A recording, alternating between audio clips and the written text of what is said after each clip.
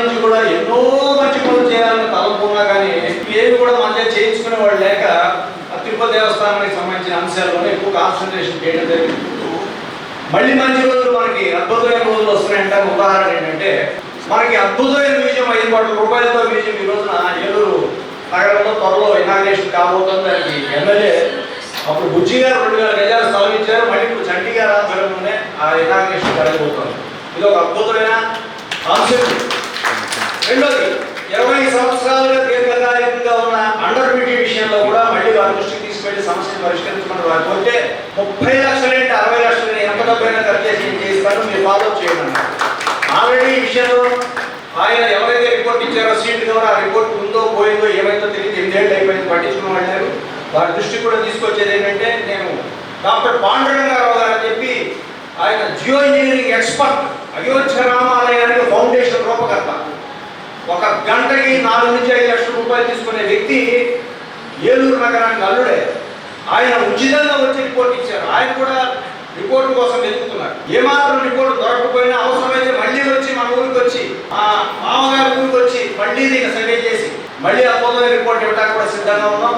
ఈ ఏడాది మీ ఎమ్మెల్యే గారు ఎంత గొప్ప చొరవతో దీన్ని పరిష్కరించాలనే సదుద్దేశంతో వచ్చారంటే వారికి నా హృదయపూర్వకమైన ధన్యవాదాలు తెలియజేస్తున్నాను. ముఖ్యంగా చెప్పాలంటే ఈ సమస్య సంస్కృత పాఠశాలకు సంబంధించి ఇది యాక్చువల్గా మనకి తూర్పు వైపు ఉండేది, పడమర వైపు ఉండేది. తూర్పు వైపు మారుస్తూ అనురాధ గారి పీరియడ్లో 508 గజాల స్థలాన్ని కూడా ప్రొసీడింగ్స్లో భాగంగా ఇచ్చారు.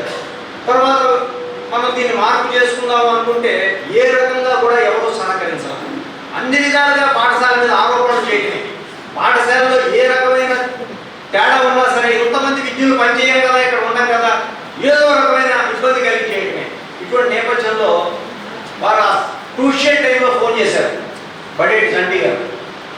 మేము అధికారంలోకి రాగానే ఫస్ట్ నేను చేయబోయే పని ఇదే, మీకు ఏ సహకారం ఇస్తామన్నారు. ఆ రోజు అధికారంలో లేకపోతే మాట గుర్తు పెట్టుకుని మొన్న మేము పండితులు అందరూ వెళ్ళినప్పుడు వారు స్పందించి ఆ రోజు నేను ఎవరికో ఫోన్ చేశానండి ఇది ఫస్ట్ చేస్తానని అని కూడా చెప్పారంటే ఎంత జ్ఞాపక శక్తి. It's really hats off. ఆయన పీరియడ్లో వారికి కూడా మనం ఉచిత రీతిన మనం వారిని గౌరవించడం, అలాగే వేద పండితులు కూడా గౌరవించడం, మనకి చాలా అమూల్యమైన సమయాన్ని ఇచ్చారు వారు. ఆ వనరులో అక్కడ 100 మంది పోగొడు పెట్టుకునే పరిస్థితి ఉంటుంది కాబట్టి హాఫ్ అన్ అవర్లో ముగిస్తామని వారికి ఎస్యూరెన్స్ ఇవ్వడం జరిగింది. దాంట్లో భాగంగానే హాఫ్ అన్ అవర్లోనే వారిని ముగించి వారి యొక్క అమూల్యమైన సమయాన్ని ఖచ్చితంగా మనం సద్వినియోగం చేసుకుని మన యొక్క సమస్యలను అన్నీ కూడా వారికి తెలుసు. ఎప్పుడు కావాలంటే అప్పుడు వెళ్ళొచ్చు. ఎందుకంటే ప్రజాప్రతినిధి దగ్గరికి వెళ్ళడానికి ఇవాళతోటే కాదు, ఏ టైంలో డోర్స్ ఆర్ ఓపెన్. అంత యాక్సెసిబిలిటీ ఉన్నప్పుడు మనం ఇవాళే మన సమస్య పరిష్కారం అయిపోవాలనే భయం కూడా మనకు అక్కర్లేదు. వారికి రిప్రజెంటేషన్ కూడా సమర్పణ చేద్దాం. వరలక్ష్మి వ్రతం, శ్రవణముల గౌరీ వ్రతం, ఇవాళ రక్షాబంధన మహోత్సవం, దాంతోపాటు సంస్కృత భాష దినోత్సవం. ఏంటంటే పురా కైలాస నగరే దివ్యే ఏకస్మిన్ పర్వదినే శ్రావణశుద్ధ పూర్ణిమాయాం నటరాజరాజ నవపంచవారం ననాద ఢక్కా నృతావసానే నటరాజరాజ ననాద ఢక్కా నవపంచవారం సనకాది సిద్ధాన్ ఏదద్విమర్శే శివసూత్రజాలం. ఒకప్పుడు కైలాసంలో నటరాజస్వామి 9, 5 నవాపంచ అంటే 14 మార్లు దమకాలు పోయించారు. ఆ నాట్యం అయిపోయింది రాదు. అక్కడ ఉన్నవాడు మహానీయులు సామాన్యులు కాదండి. సనక, సనందన, సనత్కుమార, సనాతనులు 4 విజర్షులు, ఎల్లప్పుడూ పంచవర్షప్రాయులు. వాళ్ళు కూర్చున్నారు. ఒక పక్కన సరస్వతి వీణ వాయిస్తుంది, విష్ణుమూర్తి మృదంగా వాయిస్తున్నాడు, బ్రహ్మదేవుడు సస్వరంగా మంత్రాలు చదువుతున్నాడు. అద్భుతమైన సన్నివేశం అది. కైలాస పర్వతం మీద కైలాస శిఖరం మీద జరిగిన వృత్తాంతం ఇది. ఎప్పుడు సృష్టి ఆది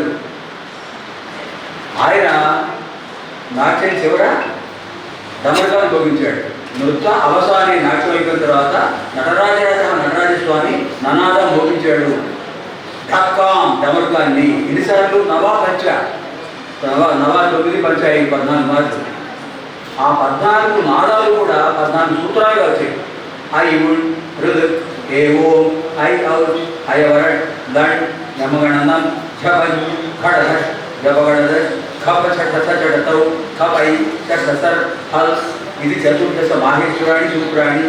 మనం ఒక గంట పెడతామండి, దేవాలయాలు పెడతాం, ఘంటానాదం చేస్తాం. ఆ ఘంటానాదం అందరికీ ఘంటానాదంగా వినిపిస్తుంది తప్ప విశేషం కనిపిస్తుంది. కానీ మనం గమనించినట్లయితే ఆ ప్రకంపన ధ్వని ప్రకంపనలు మొత్తం కాలుష్య వాతావరణాన్ని పోగొట్టి పరిశుభ్రం చేస్తారు. అది ఓంకార నాదం. ఇటువంటిది ఆగమార్థంతు దేవానాం నిగమార్థంతు రక్షతాం కుర్యా ఘంటారం తత్ర దేవతాహ్వాన దర్శనం. ఘంటానాదం ఎందుకు పోతున్నాం అంటే దేవతలను ఆహ్వానించడానికి, అగ్నిశక్తులను పోగొట్టడానికి. అలాంటిదే ఈ 14 నాదాలు కూడా 14 స్వరాలుగా వచ్చాయి, 14 సూత్రాలుగా వచ్చాయి. ఐ ఉన్, వెలుక్, ఏ ఓం, ఐ అవుట్. ఈ 4 కూడా మొదటి 4 సూత్రాలు. ఐ ఉండు అకారం ఉంది, ఐ అవుట్లో చివరి చకారం ఉంది. అక్కడ అకారం చకారం కలిపితే అచ్చులు అలాగే వచ్చాయి. తర్వాత హైవరెట్లో 5వ సూత్రం, హైవరెట్ నుంచి చివర 14 సూత్రం హల్లు. ఈ 10 సూత్రాల్లో హల్లులు వచ్చాయి. ఈ విధంగా అచ్చులు హల్లులు మనకు వచ్చింది కేవలం ఆ నటరాజ స్వామి యొక్క అనుగ్రహం. అందుచేత దైవ భాష అన్నారు. ఈ భాష ఎటువంటి ప్రత్యేకమైన సమయం ఏంటండి? శ్రావణ శుద్ధ పూర్ణిమ. అందుచేత శ్రావణ శుద్ధ పూర్ణిమ నాడు సంస్కృత భాషా దినోత్సవం నిర్వహించుకుంటాం. అంటే కంచి స్వామి వారు జయంతి సరస్వతి స్వామి వారు 84లో ఇక్కడికి వచ్చినప్పుడు చాలా పాత ఇంట్లో పాత బిల్డింగ్లో ఉండేది. ఆయనతో నేను సెక్రటరీగా ఉన్నప్పుడు ఆయన చెప్పాను, అంటే ఎవరు రావట్లేదు, నేర్చుకోవట్లేదు, చదువుకోవట్లేదు, సంస్కృతం కోసం ఎవరు రావట్లేదు పరిస్థితి. అంటే ఆయన ఎవరికి చెప్పాడు, సంస్కృతం మృత భాష కాదు, అమృత భాష.